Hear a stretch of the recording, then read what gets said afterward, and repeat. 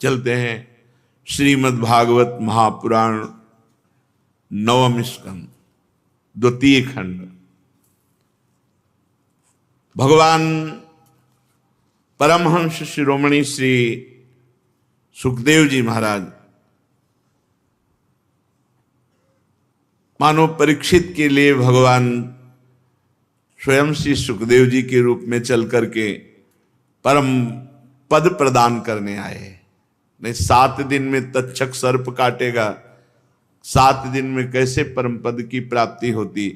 मानो भगवान परमहंस जी का रूप धर करके उनको परम पद देने आए। राजा परीक्षित ने पूछा, भगवान आपने सब मनवंतरों और उनमें अनंत शक्तिशाली भगवान के द्वारा किए हुए ऐश्वर्य पूर्ण चरित्रों का वर्णन किया, मैंने उनका श्रवण किया। आपने कहा कि पिछले कल्प के अंत में द्रविड़ देश के स्वामी राजर्षि सत्यव्रत ने भगवान की सेवा से मत्स्यावतार जो भगवान ने धारण किया उनसे ज्ञान प्राप्त किया और वो इस कल्प में वैवस्वत मनु हुए। आपने उनके इक्ष्वाक आदि नरपति पुत्रों का भी वर्णन किया।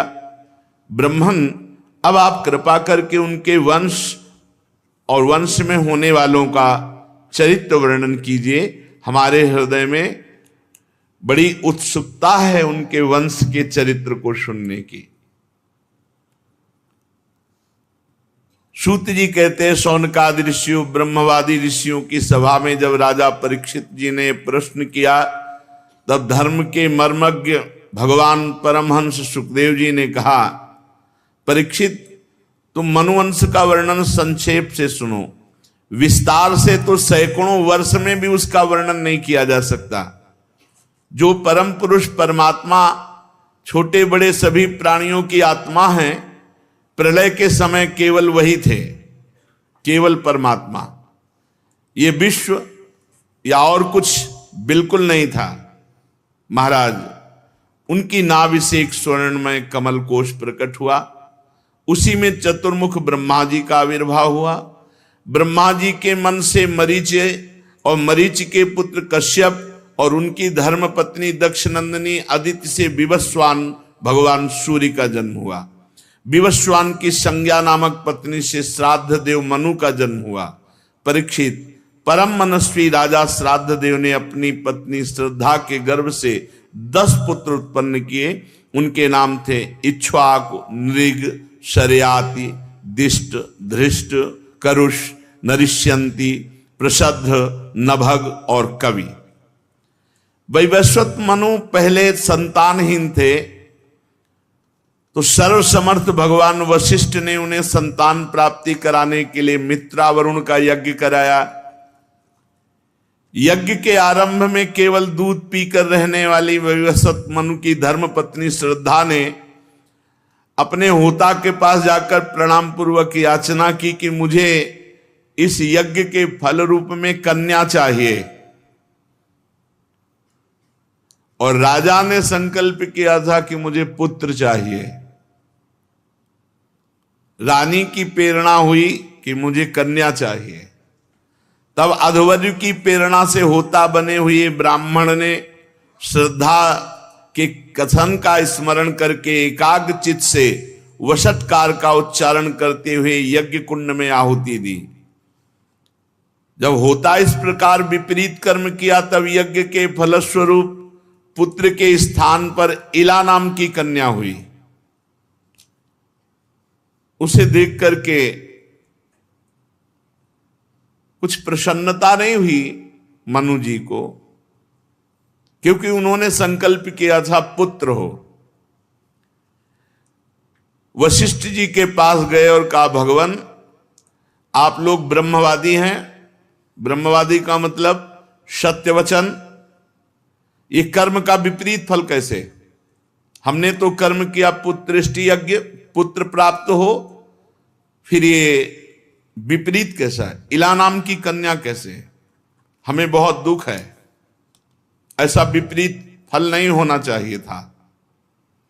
आप लोग मंत्र के ज्ञाता हैं, पूर्ण मंत्र आपके अधीन हैं, आप जितेंद्रीय हैं, तपस्या के कारण निष्पाप हो चुके हैं, आप में असत्य बिल्कुल नहीं है, फिर उल्टा फल कैसा हो गया?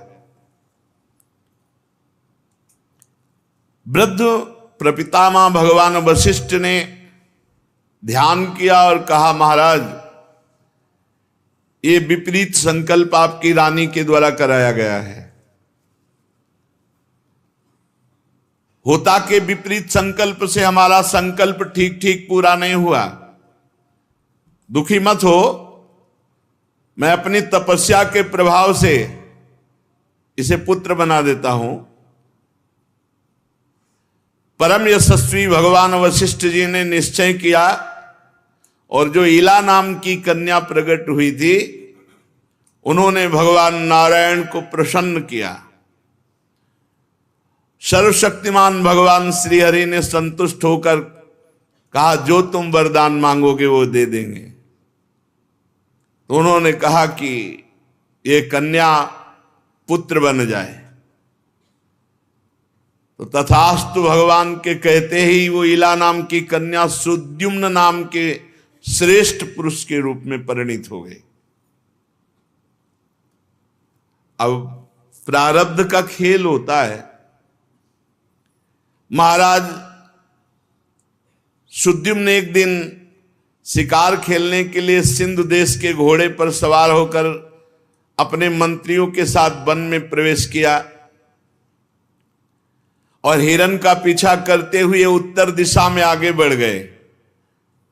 सुमेरु पर्वत की तलहटी के एक वन में चले गए। उनको पता नहीं था कि इस वन का प्रभाव है कि यहां कोई पुरुषत्व में नहीं रह सकता।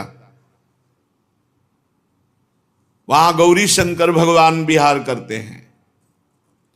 उसमें प्रवेश करते सुद्युम्न ने देखा कि वो स्त्री बन गए, घोड़ी बन गए, और जितने मंत्री थे वो सब 9 युवतियां,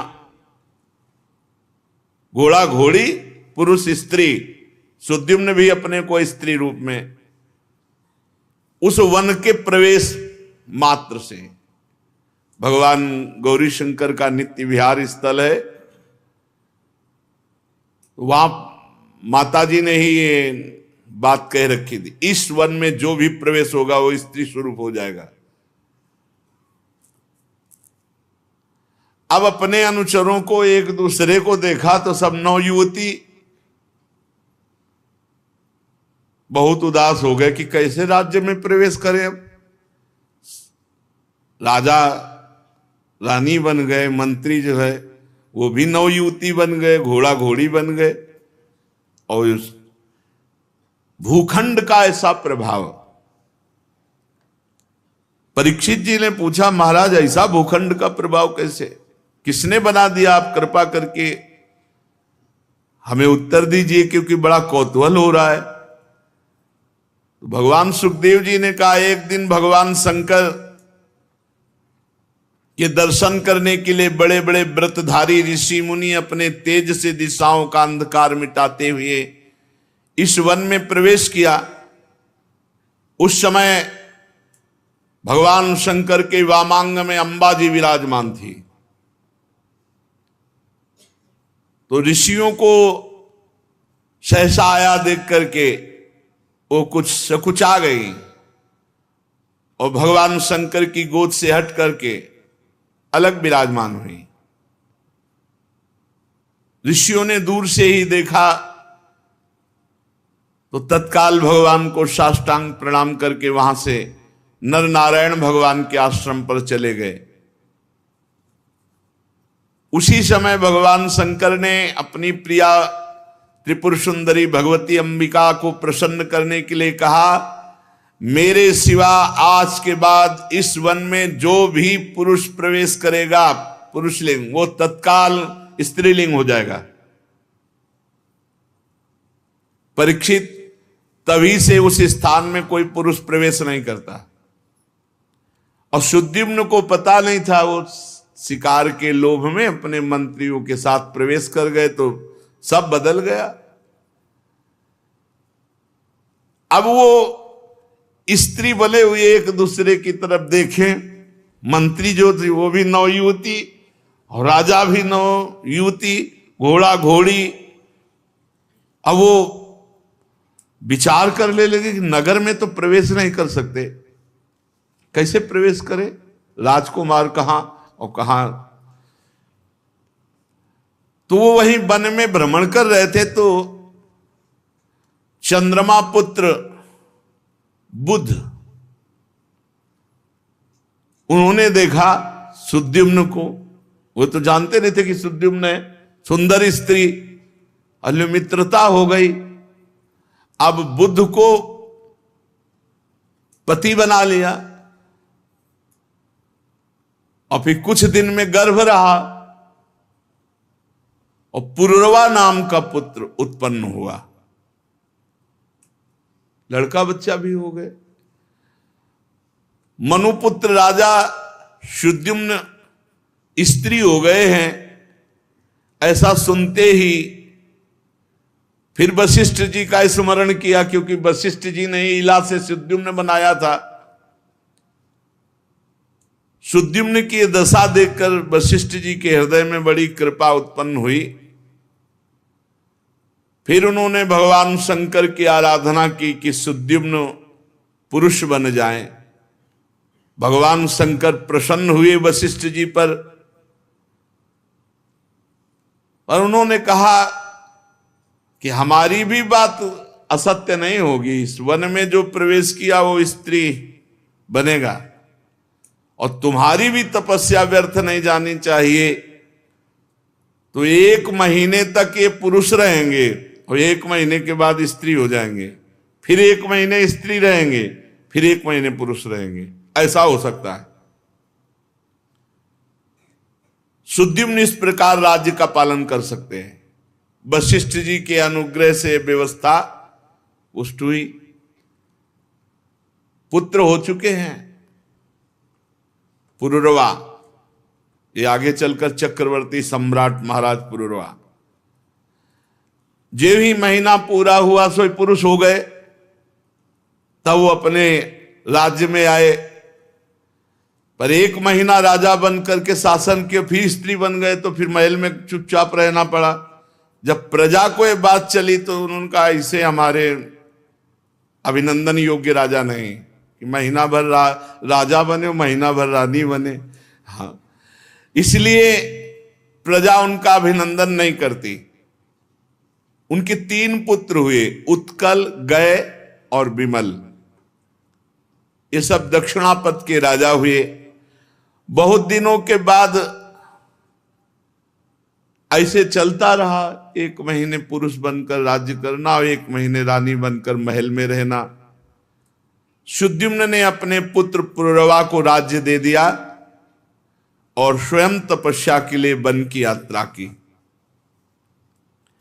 जब सुद्युम्न तपस्या करने के लिए वन में चले गए, तब वैवस्वत मनु ने पुत्र की कामना से यमुना जी के पावन तट पर 100 वर्ष तक तपस्या की।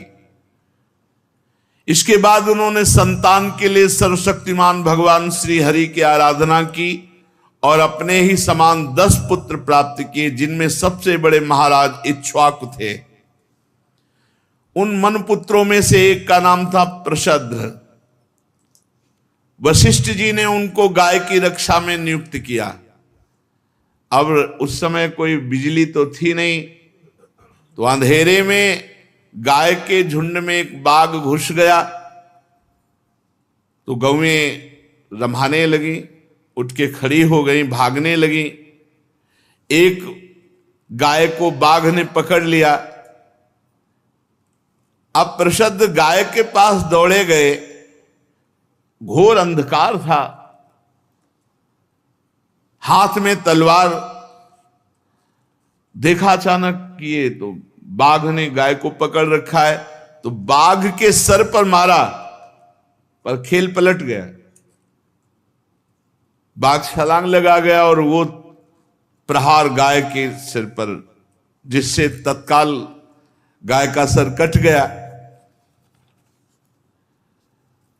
और तलवार की नोक से बाघ का कान भी कट गया था, इसलिए भाग पड़ा। प्रशद्र ने समझा बाघ मर गया, परंतु जब रात बीती तब देखा कि गाय की गर्दन कटी हुई। बड़ा दुख हुआ। यद्यपि जानबूझकर गौ हत्या नहीं की थी, फिर भी वशिष्ठ जी ने उन्हें शाप दे दिया कि जाओ तुम इस कर्म से क्षत्रिय कुल में नहीं रहो। प्रसिद्ध ने यह सफाई नहीं दी कि गुरुजी मैंने कोई अपराध नहीं किया, अंजलि बांधकर शाप स्वीकार कर लिया और मुनियों को प्रिय लगने वाले नैष्ठिक ब्रह्मचर्य का नियम लिया कि पूरा जीवन तप पूर्वक व्यतीत करेंगे, समस्त प्राणियों का अहेतु की हितैषी, सबके प्रति समान भाव से युक्त होकर भक्ति के द्वारा भगवान वासुदेव की अनन्य प्रेममयी भक्ति प्राप्त की। सारी आसक्तियां मिट गईं, वृत्तियां शांत हो गईं, इंद्रियां बस में हो गईं। कोई संग्रह परिग्रह न रखते हुए दैवश इस शरीर का निर्वाह करते, वो आत्मज्ञान से संतुष्ट होकर परमात्मा में समाधिस्थ रहते। कभी कभी जड़ अंधे बहरे के समान पृथ्वी पर विचरण करते। एक दिन वन में गए और देखा दावानल धधक रहा है। मननशील प्रसिद्ध ने शरीर का अंतिम समय जानकर उसी अग्नि में प्रवेश कर गए, उस शरीर को स्वाहा कर दिया और स्वयं परमात्मा को प्राप्त हुए। मनु जी के सबसे छोटे पुत्र थे कवि, ये भी निष्प्रिय महात्मा थे। राज्य छोड़कर बंधुओं के साथ वन में चले गए और अपने हृदय में विराजमान परमात्मा का चिंतन करके किशोर अवस्था में ही शरीर को छोड़ दिया, परम पद को प्राप्त हुए। धन्य है जीवन जो भगवान को प्राप्त करके शरीर पूरा करे। धृष्ट के धारष्ट नामक क्षत्रिय हुए, अंत में उसी शरीर से वो सब ब्रह्म ऋषि बन गए।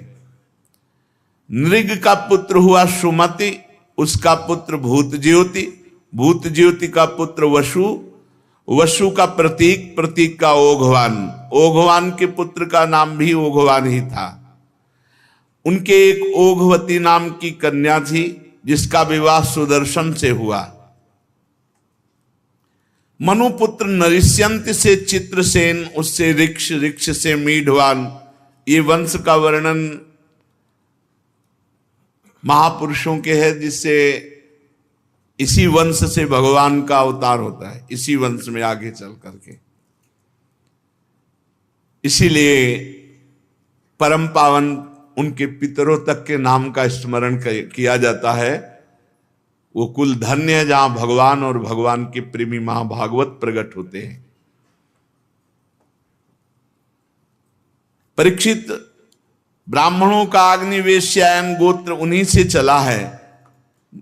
इस प्रकार महाराज मनु के पुत्र दिष्ट का वंश, दिष्ट के पुत्र का नाम नाभाग, ये उस नाभाग से अलग है जिसका मैं आगे वर्णन करूंगा।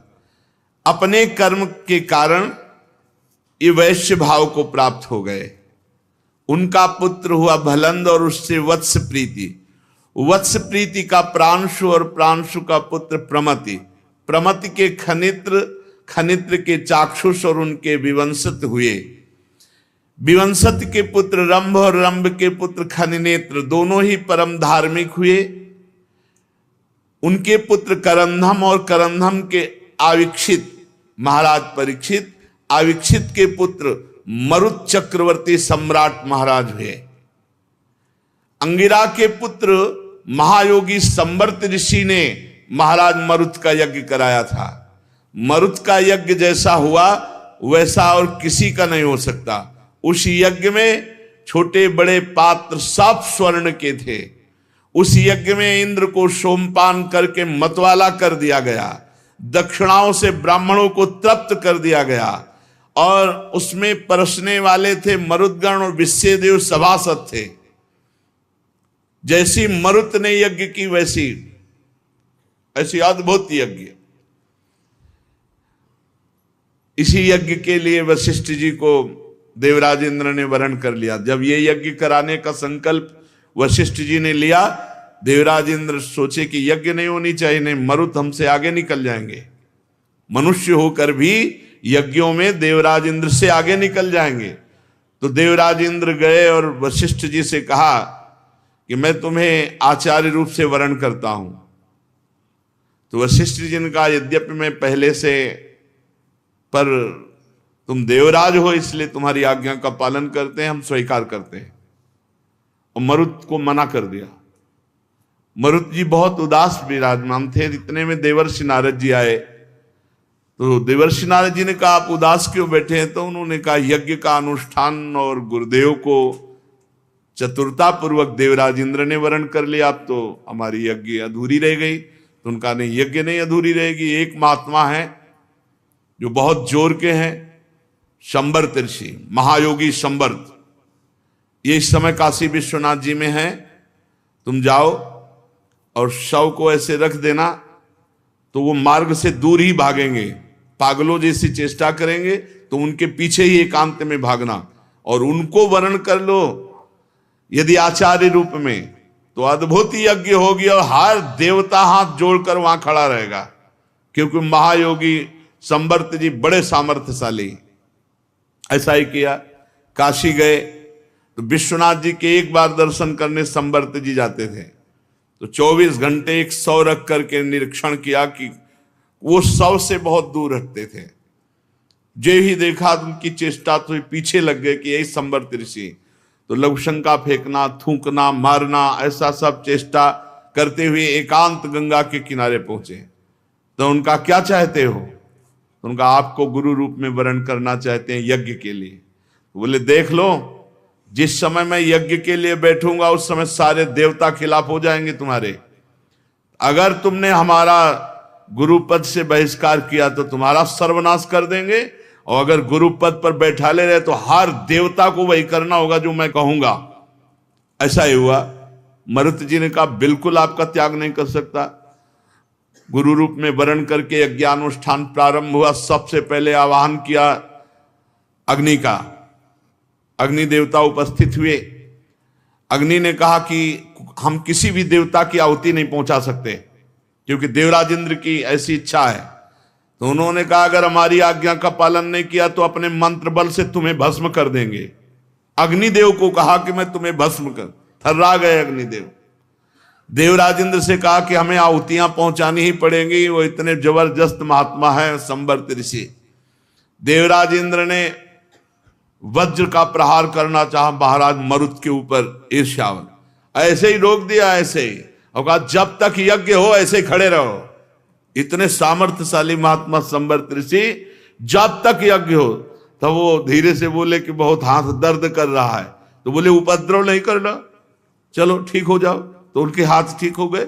खूब अमृत पान कराया, खूब आनंद वर्षा हुई, बहुत जोर की। जैसी महाराज मरुत की यज्ञ हुई, अद्वितीय, दक्षिणाओं से तृप्त कर दिया। ब्राह्मण लोग उठा करके नहीं ले जा रहे थे, नहीं चाहिए मुझे इतना हीरा जवाहरात स्वर्ण आदि। मरुत के पुत्र का नाम था दम, और दम से राज्यवर्धन, उससे सुधृत, सुधृत से नर नामक पुत्र की उत्पत्ति हुई। महाराज नर से केवल से बंधुमान, बंधुमान से वेगवान, वेगवान से बंधु, बंधु से राजा तृणबिंदु का जन्म हुआ। राजा तृणबिंदु आदर्श गुणों के भंडार थे। अप्सराओं में श्रेष्ठ अलम्बुषा देवी ने उनका वरण किया, जिससे उनके कई पुत्र हुए। इडविडा नाम की एक कन्या हुई। मुनिवर विश्वस्रवा ने अपने योगेश्वर पिता पुलस्त जी से उत्तम विद्या प्राप्त करके इडविडा के गर्भ से लोकपाल कुबेर को जन्म दिया। महाराज तृणबिंदु ने अपनी धर्म पत्नी से विशाल, शून्य बंधु और धूम्रकेतु, इन पुत्रों को प्रकट किया, जिसने विशाल वंशधर हुए, जो वैशाली नाम की नगरी बसाई। विशाल से हेमचंद, हेमचंद से धूम्राक्ष, धूम्राक्ष से संयम, संयम के दो पुत्र हुए, कृशाश्व और देवज। कृशाश्व के पुत्र का नाम सोमदत्त। उसने अश्वमेध यज्ञों द्वारा यज्ञपति भगवान की आराधना की और योगेश्वर संतों का आश्रय लेकर उत्तम परम पद को प्राप्त किया। सोमदत्त का पुत्र हुआ सुमति, और सुमत से जन्मेजय। ये सब तृणबिंदु की कीर्ति को बढ़ाने वाले विशाल वंशी राजा हुए। श्री सुखदेव जी कहते हैं, परीक्षित, मनुपुत्र राजा सरयाति वेदों का निष्ठावान विद्वान था। अंगिरा गोत्र के ऋषियों के यज्ञ में दूसरे दिन का कर्म बताया जो गया था। उसकी एक कमल लोचना कन्या थी, उनका नाम सुकन्या था। एक दिन राजा सरयाति अपनी कन्या को लेकर च्यवन ऋषि जी के आश्रम पर भ्रमण कर रहे थे और सुकन्या अपनी सखियों के साथ वन में घूम घूम करके वृक्षों का, वन का सौंदर्य देख रही थी। तो एक जगह देखा कि बांबी और उसमें दो ज्योतियां चमक रही। उसने सोचा कोई ये ऐसी धातु है, तो दो कांटे लेकर के उन ज्योतियों में ऐसे समझा कि निकाल लें इनको। और वो च्यवन ऋषि बैठे हुए थे तपस्या में, केवल आंखें खुली थी, दोनों कांटे आंखों में। दैवी की प्रेरणा।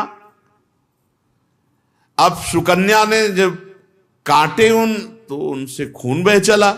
अब तो घबरा के भाग गई कि हमें लगता है कोई अपराध बन गया, ये क्या था, किसी से कहा नहीं।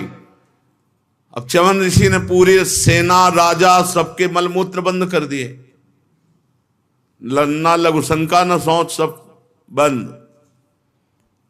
अब मलमूत्र रुक जाने के कारण सबको परेशानी, सब एक दूसरे से। फिर सैनिकों ने कहा, तब राजा ने कहा यही दशा तो हमारी भी है। तो बोले इसका मतलब कोई अपराध बन गया यहां। राजा ने कहा च्यवन ऋषि का आश्रम है, किसी से कोई अपराध बना?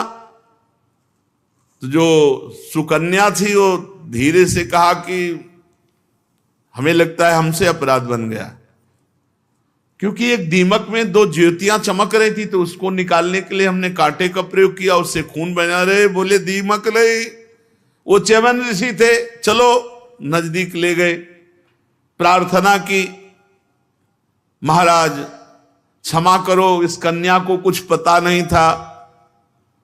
च्यवन ऋषि ने कहा हम तभी क्षमा करेंगे जब कन्या हमको दे दोगे। अपनी कन्या दो।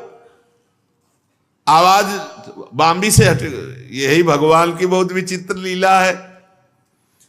च्यवन मुनि का अभिप्राय समझकर राजा ने सुकन्या से कहा चुपचाप स्वीकार करो इनको पति रूप में, पूरे मलमूत्र बंद है सबके। महाराज अब ऐसे कैसे कहते, इसीलिए आंख खोल लियो, ये सब विधान बनवा दिया। अपनी कन्या को अर्पित कर दिया, खोल दिए सबके मलमूत्र। बड़ी सावधानी से कहा कि तुरंत अब कन्या देकर निपट गए, चलो आश्रम से, सब कोई अपराध न बन जाए ऋषि का। अब परम क्रोधी महान तपस्वी, और कहां वो राजकुमारी सुकन्या, पर पति रूप में वर्ण कर लिया तो रात दिन हाथ जोड़े केवल सेवा में खड़ी रहती, मनोवृत्ति ताड़ती रहती कि हमारे पति की क्या मनोवृत्ति, उसी के अनुसार वर्ताव करती। कुछ समय व्यतीत होने पर दोनों अश्विनी कुमार देवताओं के जो वैद्य हैं वो आश्रम में पधारे च्यवन ऋषि के। च्यवन मुनि ने उनका यथोचित सत्कार किया, कहा आप दोनों समर्थ हैं, हमने ब्याह किया है पर हड्डी हड्डी हमारे शरीर में है, बूढ़े हो गए हैं, ब्याह लायक बना दो। अब वो तो देवताओं के वैद्य हैं, मेरा रूप ऐसा होना चाहिए कि इसको संकोच हो रहा है। पति तो बना लिया लेकिन अब ये राजकुमारी और कहां तपस्वी शरीर, तो ये स्त्री क्या त्रिभुवन की कोई भी स्त्री देखे तो मेरे पे आकर्षण हो जाए, ऐसा सुंदर रूप बना दो। अब वो देवताओं के वैद्य, तो उन्होंने कहा कि जैसी आप आज्ञा करते हैं वैसा मैं कर दूंगा। तो उन्होंने कहा हम आपको देवताओं के यज्ञ भाग में सोमपान करने का अधिकारी बना देंगे। च्यवन ऋषि ने कहा, बात हो गई। वैद्य शिरोमणि अश्विनी कुमार ने महर्षि च्यवन का अभिनंदन किया। इसके बाद मंत्रों से अभिषिक्त करके कुंड बनाया और कहा आप स्नान कीजिए। जे भी स्नान करने के लिए जब जा रहे थे तो शरीर की एक एक हड्डी देख लो, नस गिन लो, झुर्रियां पड़ी और बहुत ही वैसे बीभत्स मतलब भयावना रूप, और आंखें वैसे ही फूट गई थी।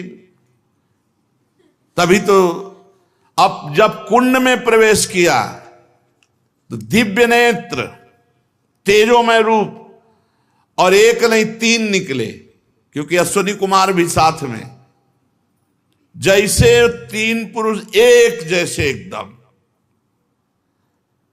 तीनों के ही कमलों की माला, कुंडल, सुंदर वस्त्र पहने एक से, और ऐसे तीनों रूप कि त्रिभुवन की कोई भी स्त्री देखे तो लुभायमान हो जाए। परम सुंदरी सुकन्या जी ने जब देखा, तीनों एक की आकृति एक, तीनों का तेज एक, आवाज हुई इनमें से अपने पति को पहचान लो, अगर पहचान लिया तो तुम्हारा वरण हो जाएगा।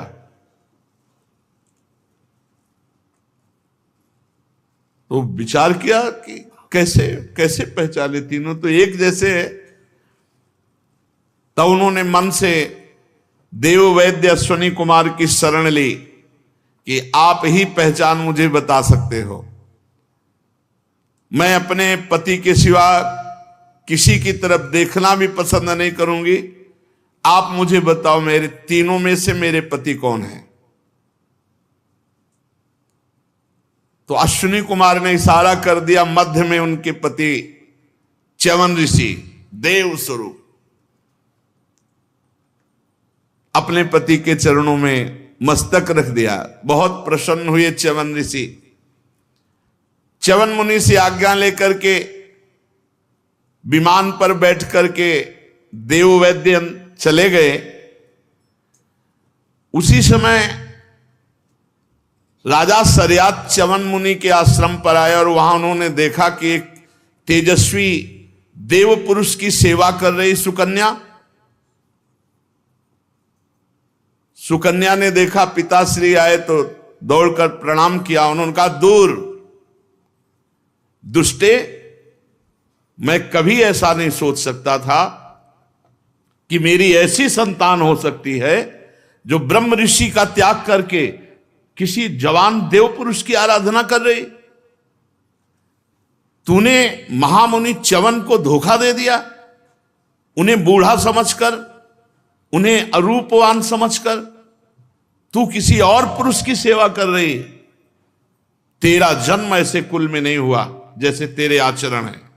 ये उल्टी बुद्धि तेरे को कैसे प्राप्त हो गई? तेरा ये व्यवहार मेरे कुल में कलंक लगाने वाला। अरे हरि हरि, तू निर्लज्ज हो गई है। तू पिता और पति दोनों के वंश को नरक में ले जाने वाली है। तो सुकन्या मुस्कुरा दिए और बोले, पिताश्री, मैं किसी और के समीप नहीं हूं, ये आपके जामाता स्वयं भृगुनंदन महर्षि च्यवन जी ही हैं। ये सब देव वैद्य अश्विनी कुमार का चमत्कार है कि आपके बूढ़े दामाद जवान होकर के विराजमान हैं। महर्षि च्यवन सौंदर्य और यौवन प्राप्त कर चुके हैं। सरियाती अत्यंत विस्मित हुए और कहा, क्षमा करो पुत्री, मैंने गलत भाव से तुम्हें देखा, गले से लगा लिया। महर्षि च्यवन ने सरियात से सोम यज्ञ का अनुष्ठान कराया और सोमपान के अधिकारी ना होने पर भी अपने तपस्या के प्रभाव से अश्विनी कुमारों को सोमपान कराया। इंद्र बहुत जल्दी क्रोध कर बैठते हैं, इसलिए उनसे सहा न गया। उन्होंने चिढ़कर सरियात को मारने के लिए वज्र उठाया तो च्यवन ऋषि ने स्तंभ विद्या के द्वारा उनका हाथ सहित तो वही शरीर स्तंभ कर दिया।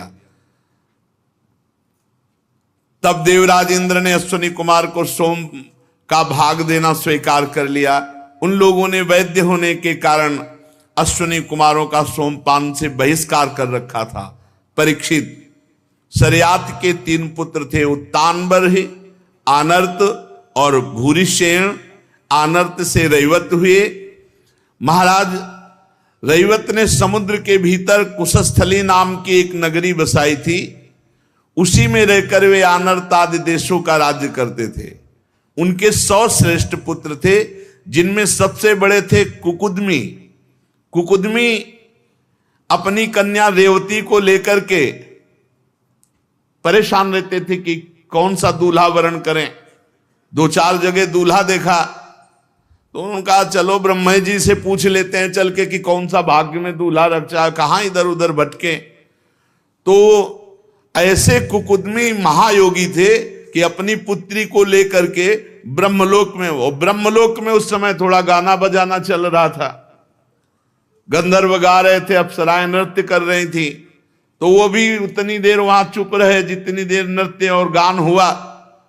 इसके बाद सब ब्रह्मा जी को नमस्कार करके उत्सव में जो आए हुए थे जाने लगे। तो ब्रह्मा जी को जब नमस्कार करने कुकुदमी, तो ब्रह्मा जी ने कहा कि कैसे आगमन हुआ। तो उन्होंने बताया कि 2-4 लड़के देखे थे रेवती के लिए, पर हमारी समझ में नहीं आ रहा था कौन लड़का, तो हम कहा आप ही से पूछ ले चल के, तो आपने भाग्य में कौन सा लड़का लिखा है। तो ब्रह्मा जी बहुत जोर हंसे और हंसकर कहा महाराज तुमने जिन लड़कों की बात की है उनकी कुल परंपरा नष्ट हो गई। बोले अभी तो आ रहे बस नाचे गाना तो देखा, बोले यहां का नाच गाना और वहां की कुल परंपरा नष्ट हो गई, सब काल के गाल में चले गए। अब उनके न पुत्र बचे, न पौत्र बचे, न नाती बचे, न गोत्र बचे, ऐसी वंश परंपरा